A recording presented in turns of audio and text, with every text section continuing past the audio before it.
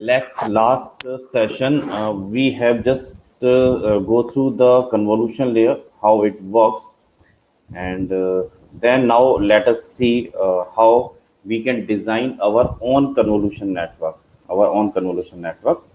and for the same, what we did, we just take input image. So here, this is an input image where we have three channels: red, green, and blue. Okay, the size of this input image becomes, let's height and width of this image is 30 by 30. So 30 by 30 and number of channels are 3. So the total size of input volume is 30 by 30 by 3. So this is the input image which we have to give to our network, convolution network, and that should classify it in some category. Okay, so let's try to perform some operation. So we perform first convolution operation. So this is the first convolution operation, convolution 1. Now for this convolution 1, what we are doing, we are taking a filter size 3. Filter size 3 means we are taking a filter size 3 by 3. Now how many 3 by 3? Now how many channels will be there in this filter?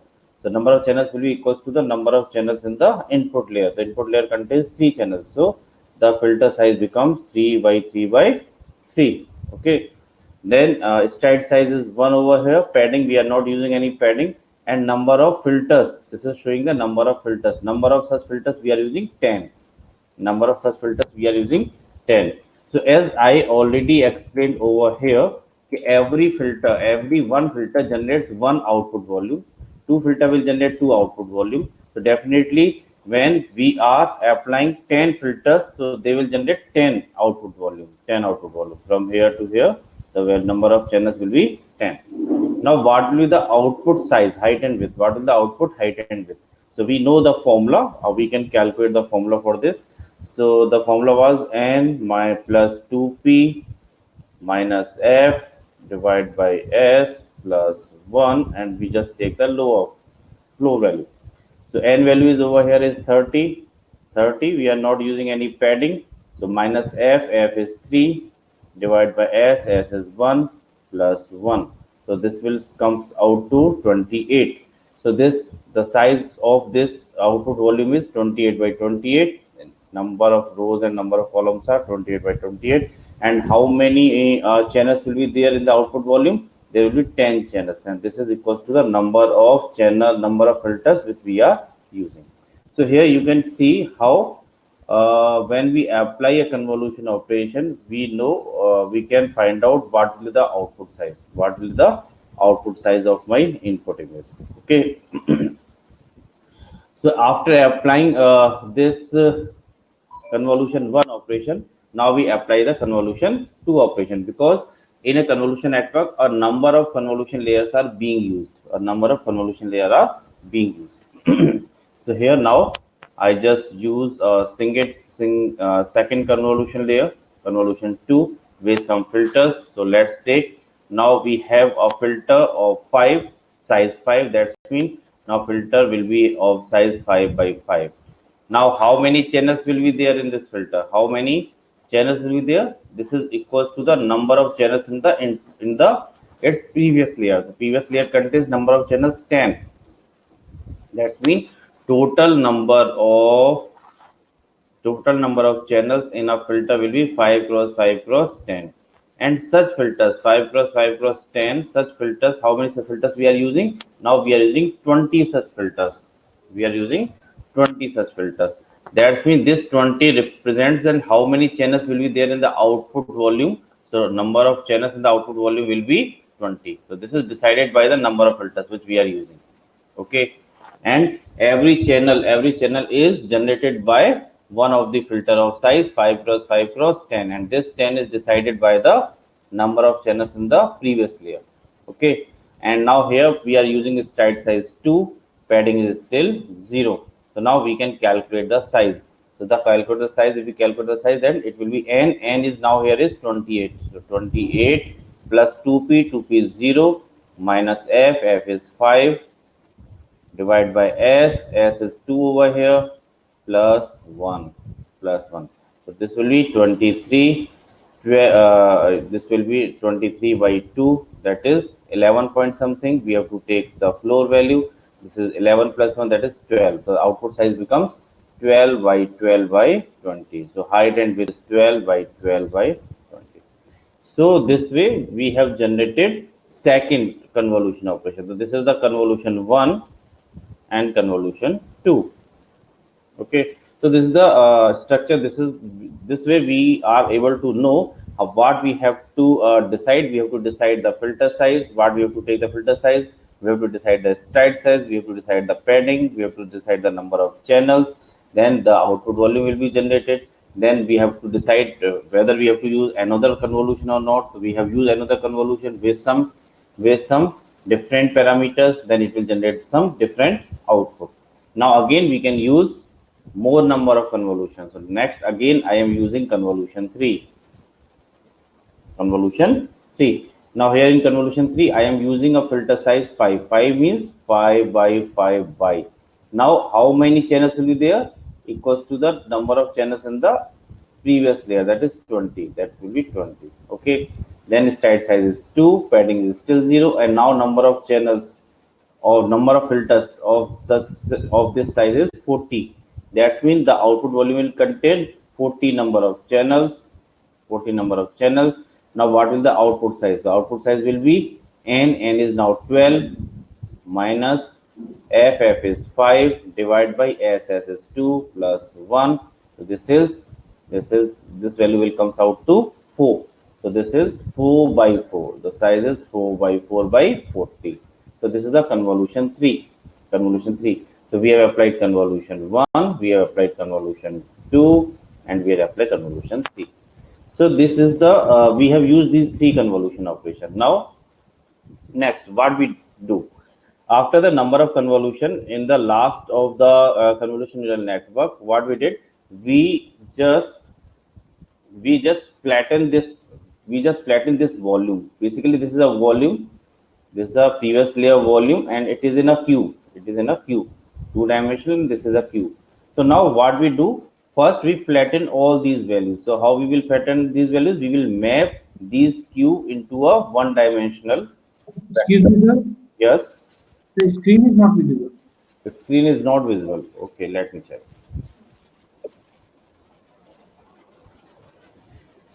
Okay, let me again. But I am able to see the screen. Are you able to see the screen now? Yes, sir. Yes, sir. It is visible. Okay, very good. So now you will see here. Now we are flatten this output. Now what we are doing here? We are just mapping. We are mapping a cube to a 1-dimensional vector. So how we will map? We will scan the row wise, first channel, then second channel, then third channel, and fourth channel, and so on, and we'll map to the single value to each vector. So this will be mapped to the first channel, first pixel value, whatever the value over here. Then second pixel value will be stored over here in the first channel, and so on. So total number of pixel values you will see here. Total number of point values are 4 into 4 into 4. That is 64 zeros. 640. So this column vector is a 640. We can also call it as a fully connected layer. It is also known as fully connected layer. Why we are calling it as a fully connected layer? Because here every neuron, we can say it just like a neuron. Here every neuron is connected to every neuron of the previous layer. So we can say it is a fully connected layer where we are just using a neuron, and we are just having a dense connection over here. These convolution layer, convolution 1, convolution 2, and convolution 3, these are the sparse connection. They are not connecting all the pixels at a time, but they are connecting a set of pixels at a time. But over here we are connecting every previous layer neurons to this layer neuron, next layer neurons. That's why it is a fully connected layer in a 1-dimensional. Now this is the fully connected layer.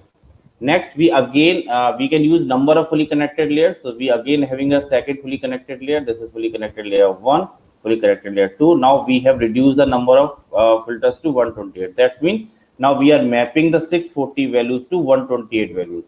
640 values to 128 values. So now this is also fully connection. Fully connection means every neuron in the previous layer is connected to every neuron in the next layer. And this is also connected to all neurons like this.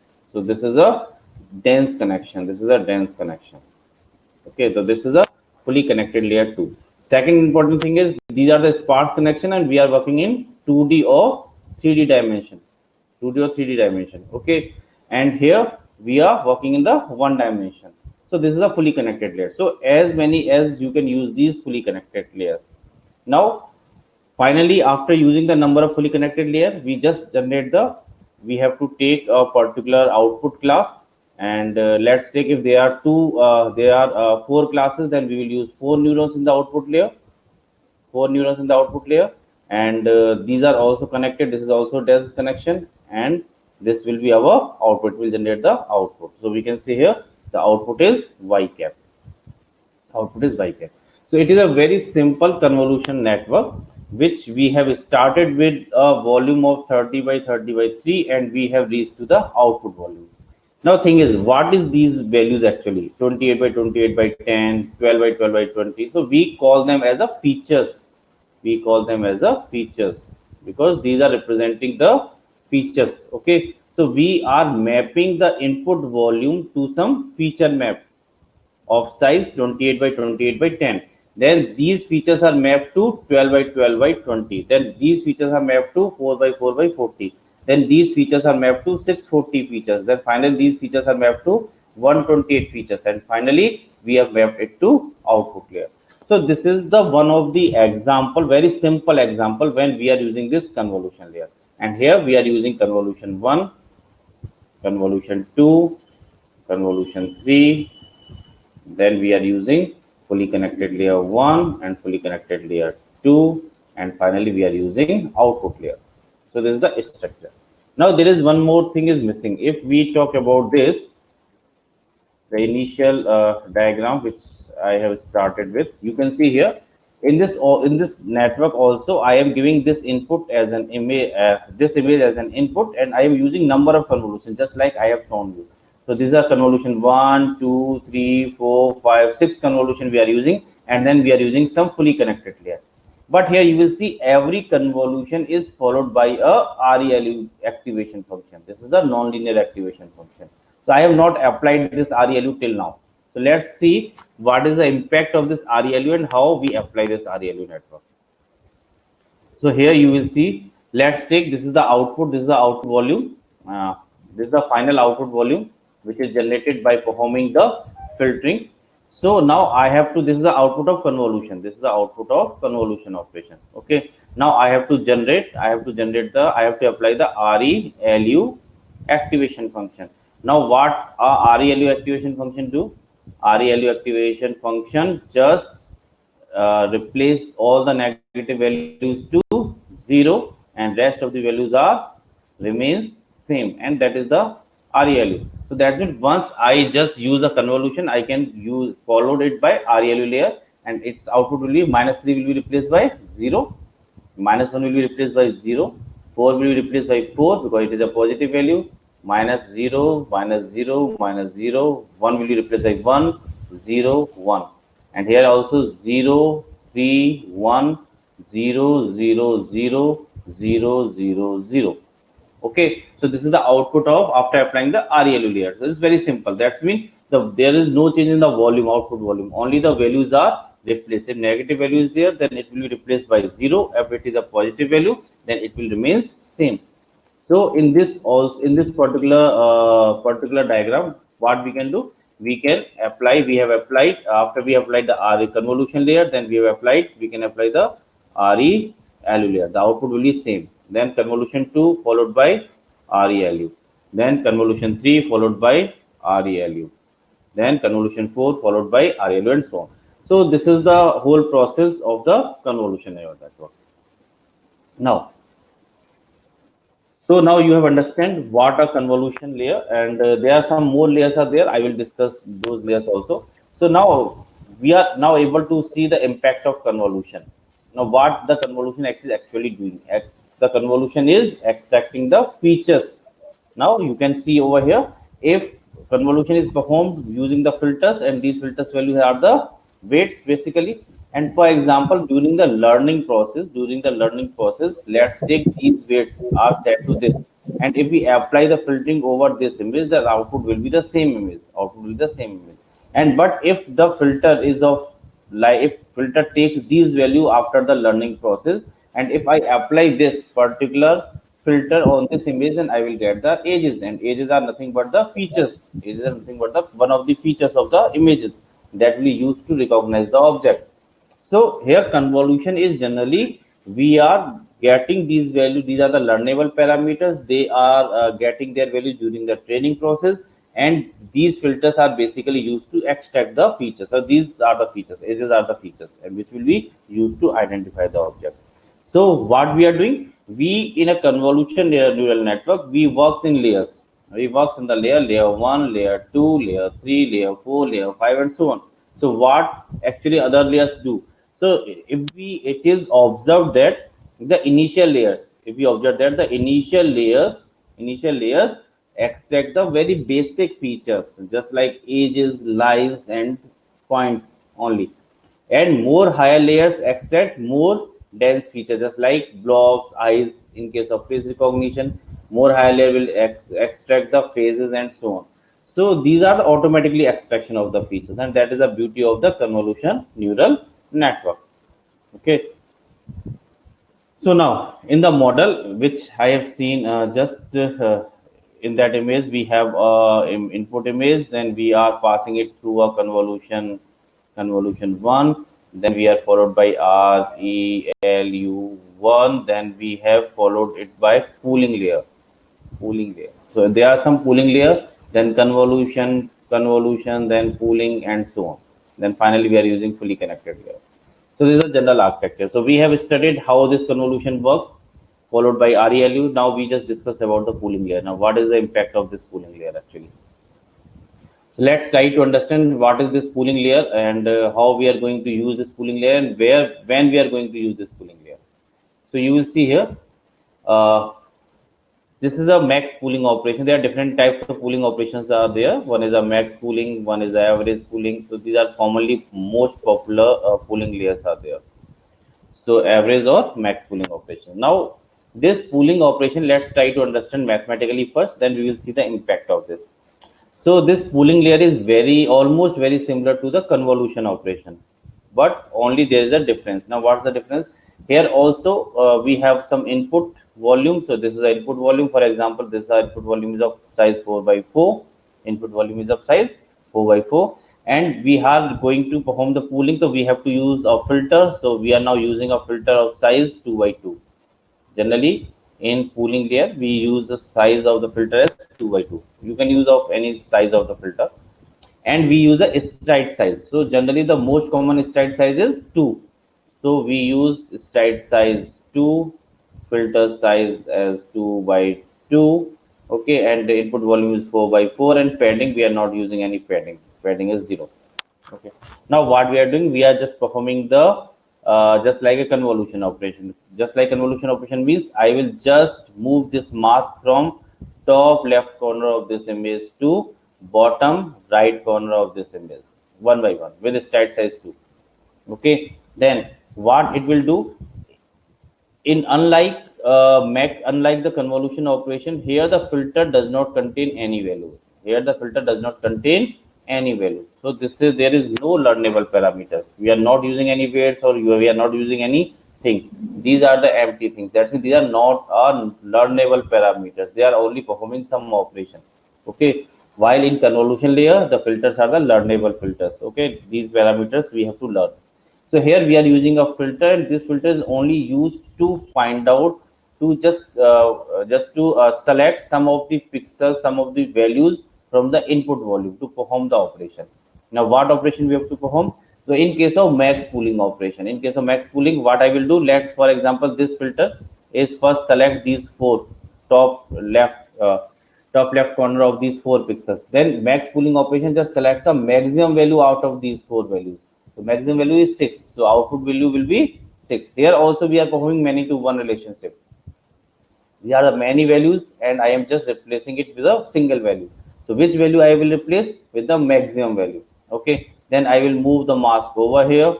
Again, this mask, this filter will collect these four values. I will return the maximum value. Maximum value is 8. Then I will move the mask over here. The maximum value is 4. It will return 4. Then I will move the mask over here. The maximum value is 7. It will return 7. So this is the output of the max pooling operation. Okay, in case of average pooling operation, I will just replace these four values by its average. So 4 plus 6, 10, 12, 13. 13 by 2, that's mean 6, 6.5. So this value is replaced by its average value. So we can use these max pooling operation and average pooling operation. It depends which you are going to use. Now, what is the impact of this pooling operation? Now you will see here, when we have applied such filter, so you will see the volume which is generated is of size, is a very large size, is of very large size. Okay, for a very small image 30 by 30, the size is 28 by 28. But when the image size is 1024 by 1024, then you can see the size is very large.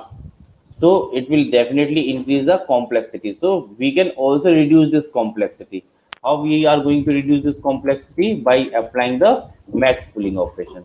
So what we are doing in a max pooling operation, we are just reducing the height and width of the image, reducing the height and width of the image. So in this example, when we are using a slide size 2 and filter size 2 by 2, the size reduces to half. You can see here with the formula as well. Just like we can use the formula to generate the output volume.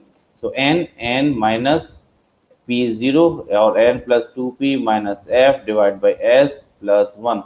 So this formula is also used to calculate the output volume of the max pooling operation.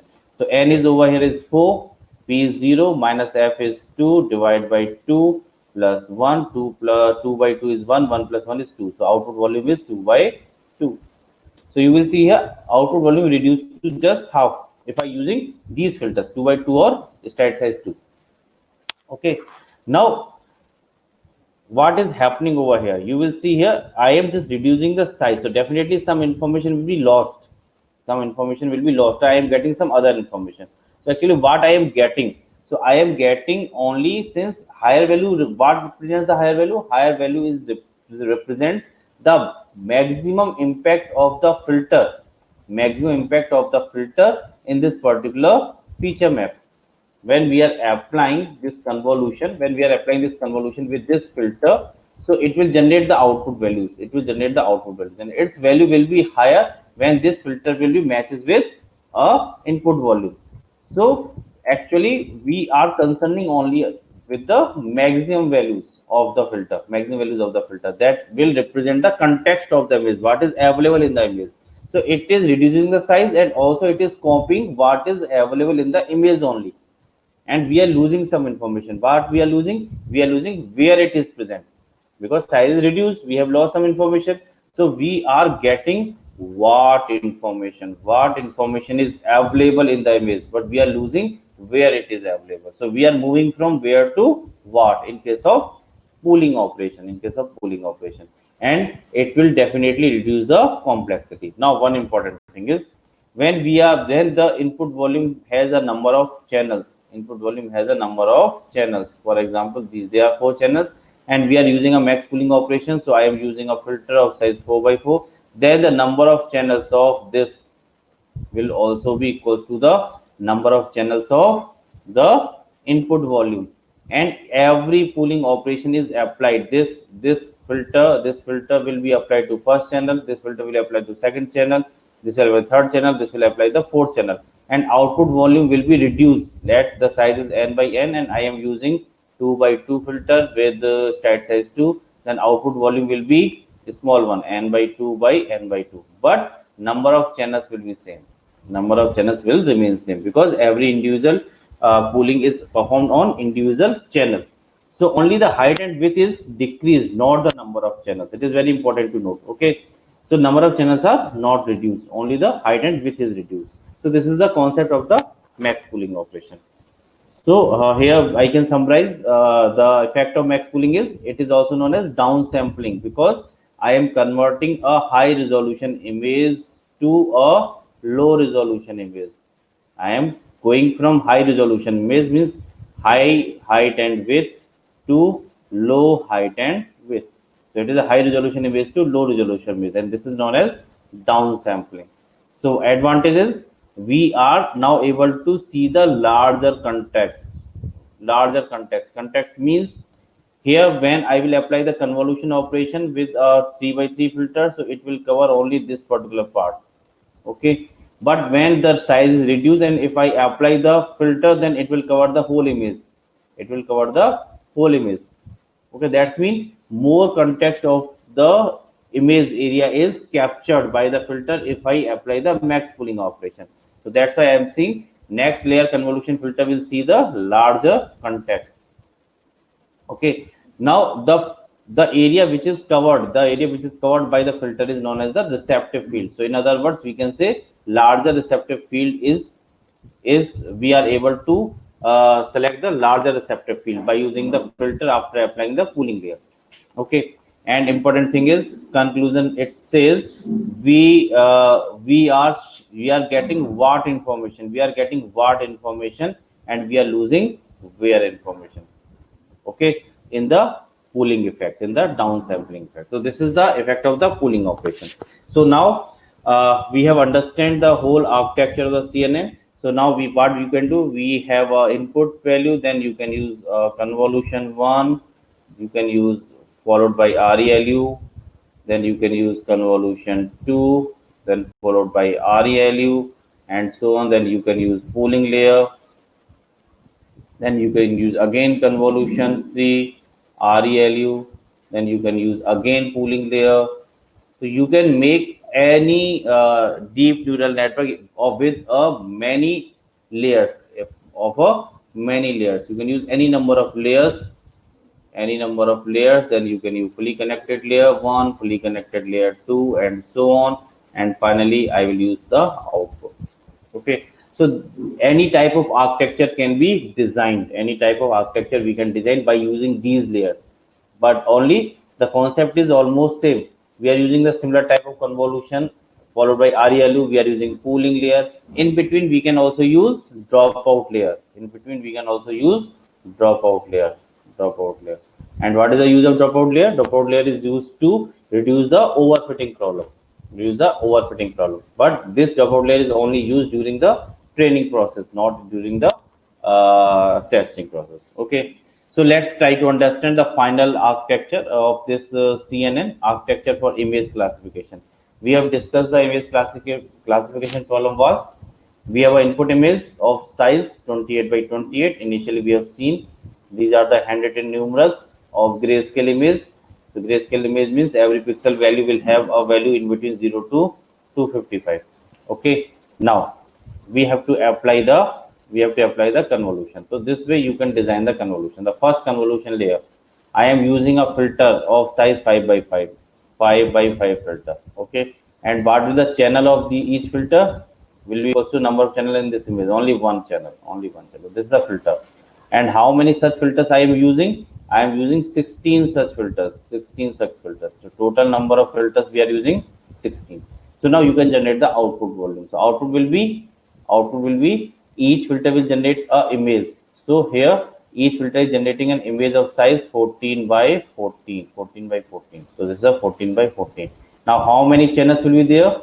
Channels will be equal to the number of filters. The number of filters are 16. So 16 channels are there. So I am representing 16 channels over here individually. So these are the first, this is the output of the first filter, second filter, third filter, fourth filter, and so on. It is not compulsory. You will see only 7 over here. These are the only representation.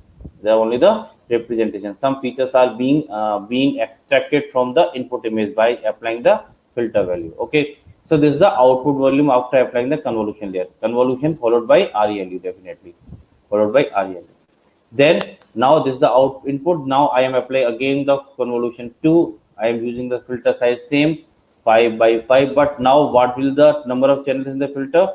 16 channels will be there. Each filter will be of 16 channels. And how many filters I am using? 36 filters. 36 filters. Okay, so 36 filter means every filter will generate one volume. So how, and the size of volume is 7 by 7, and how many channels will be generated? 36. Each filter will generate one channel, so 36. So this is the output volume. This is the output volume. Then we can finally connect it to fully connected layer, and I am mapping these 7 to 736 to a 128 features.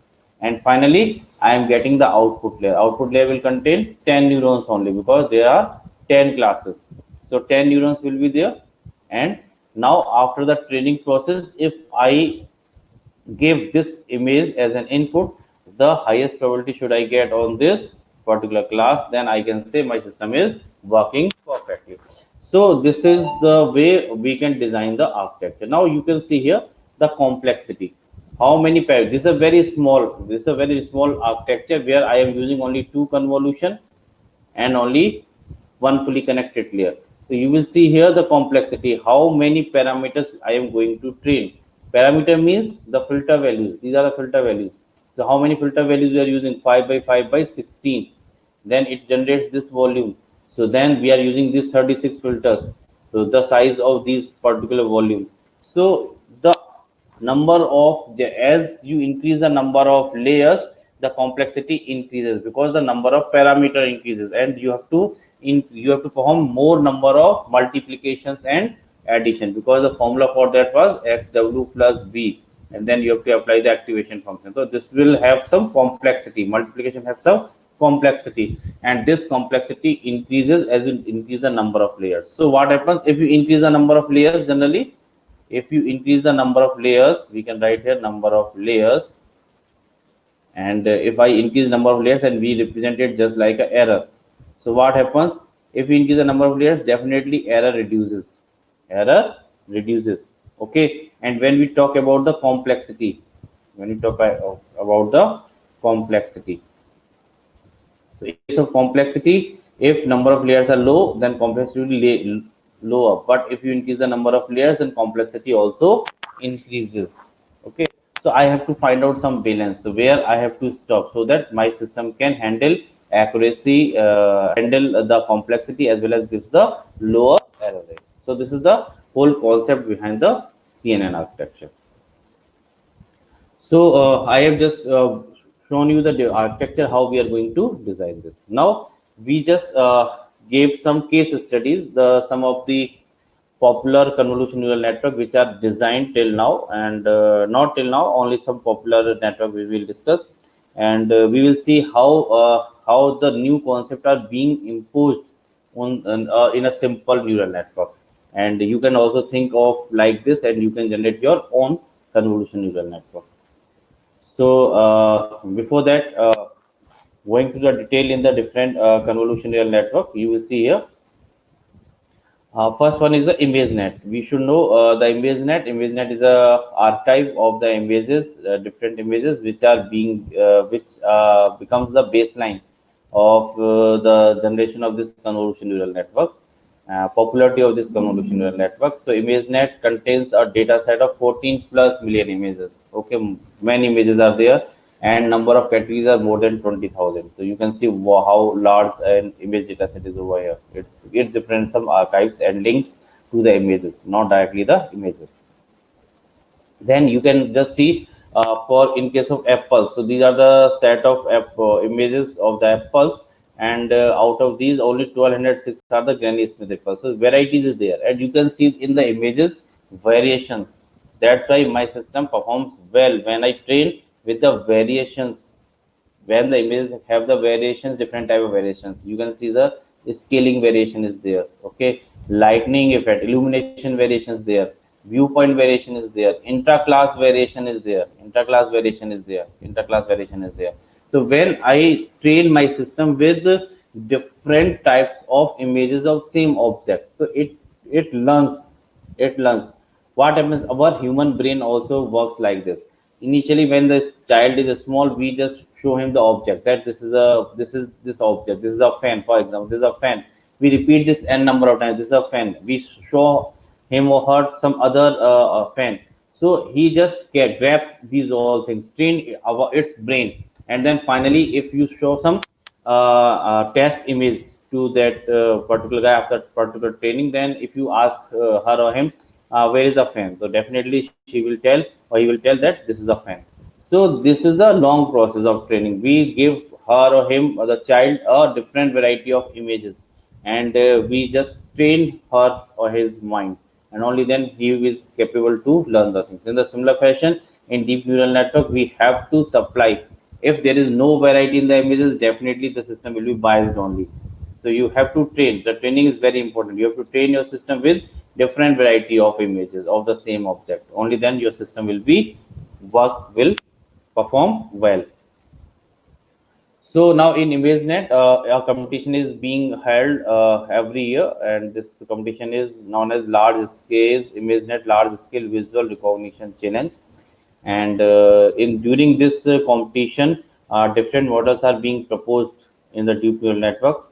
One is AlexNet, started with the AlexNet, then ZFNet, VGNet, then Google Jumps, GoogleNet, then Microsoft Jumps, ResNet, and so on. There are different types of models are there. So each model has its unique features, and definitely gives better accuracy as the previous model. So this is the comparison of the error rate of the different models, and which we will study in details.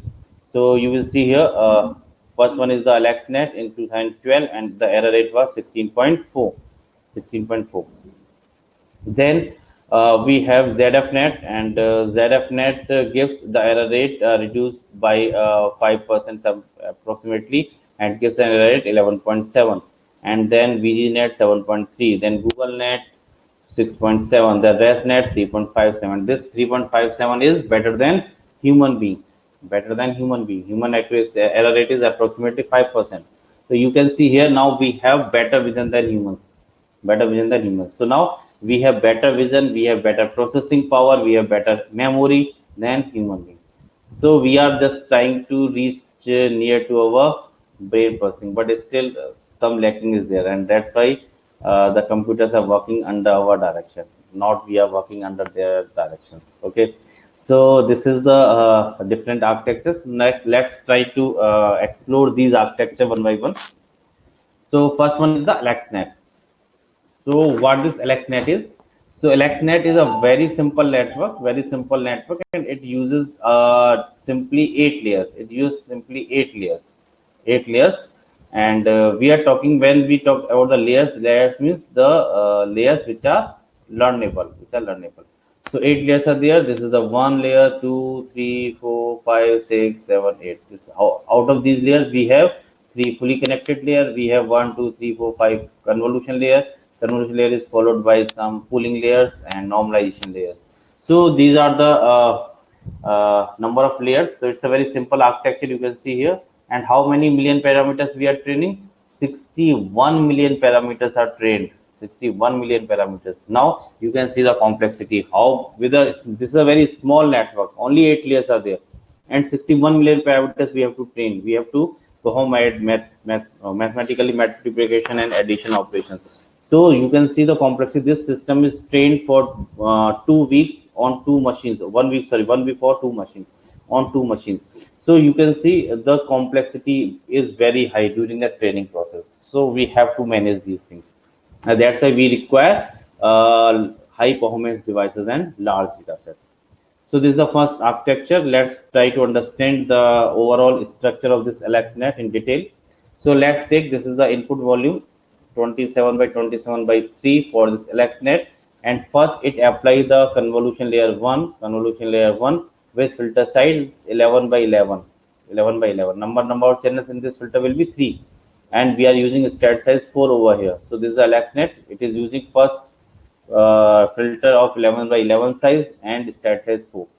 Then output volume becomes 55 by 55 by 96. Now 96 means how many filters we have applied? 96 filters. Only then the output volume is 96. So now it is clear to all of you. Then it applies the max pooling layer with 3 by 3 filter and stat size 2. Then if I am using 3 by 3 filter and stat size 2, then the output volume will be 55 minus f plus, sorry, stack size 2 plus 1. Okay, so this value which comes out to 27 by 27.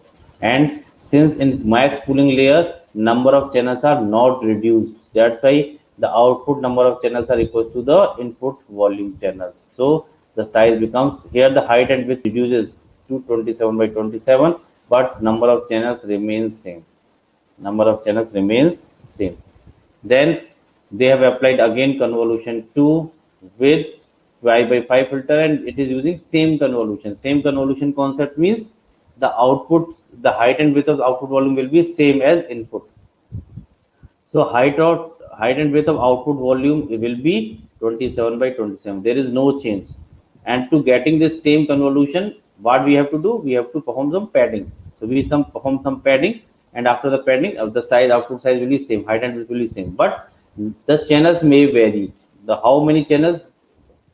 These are 256 channels. That's mean how many filters we have used? 256 filters we have used over here. So this is the number of channels. So this is the output volume in after the convolution 2. Then again they apply the max pooling operation with this 3 by 3 by 2. The output volume will reduce to 13 by 13, but number of channels will remain same, 256. Then they applied the convolution 3 with the 3 by 3 filter with same convolution. This means height and width will be same, only the number of channels may vary. So here number of filters they are using 384. That's why the output volume becomes 13 by 13 by 384. Okay, then again they use convolution 4 with 3 by 3 filter with same convolution. That means the output size, the height and width will be same. Here the number of filters they are again using 384. That's why the channels is 384 in the output volume. So 13 by 13 by 384. Then again they are using convolution 5 with the 3 by 3 filter with same convolution. That means height and width will be same.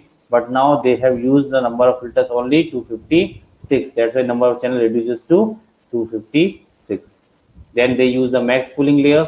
In max pooling layer with 3 by 3 filter, start size 2. The size reduces to 6 by 6 by 256. Number of channels do not reduce during the max pooling operation.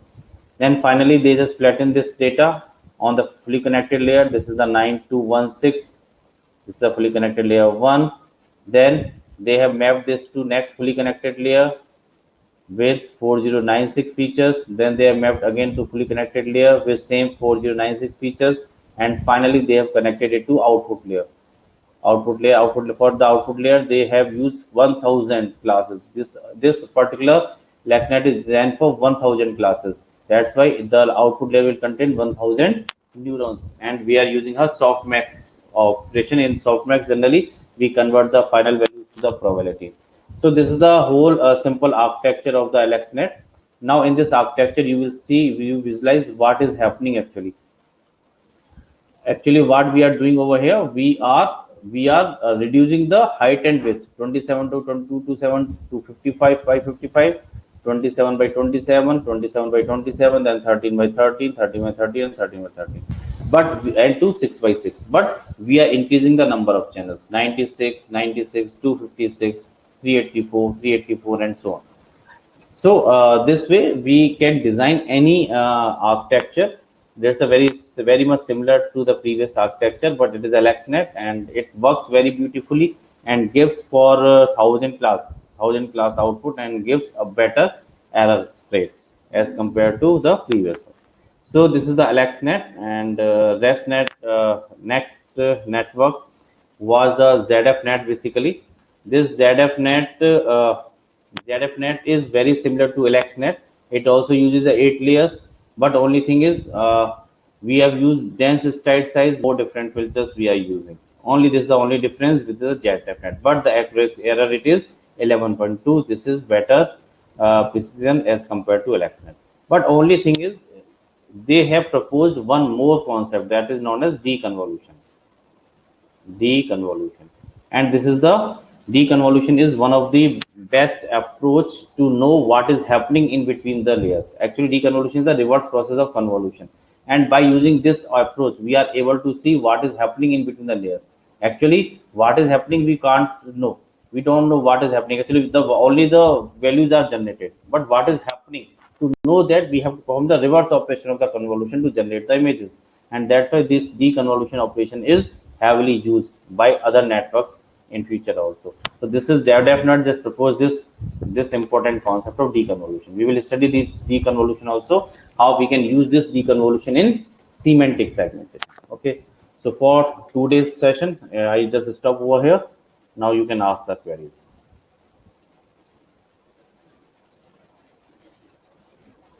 Please.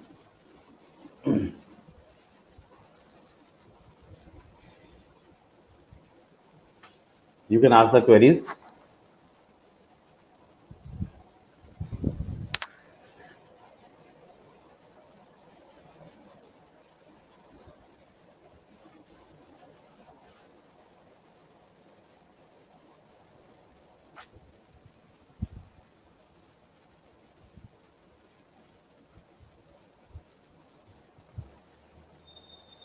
I do not find any query. I am waiting, please.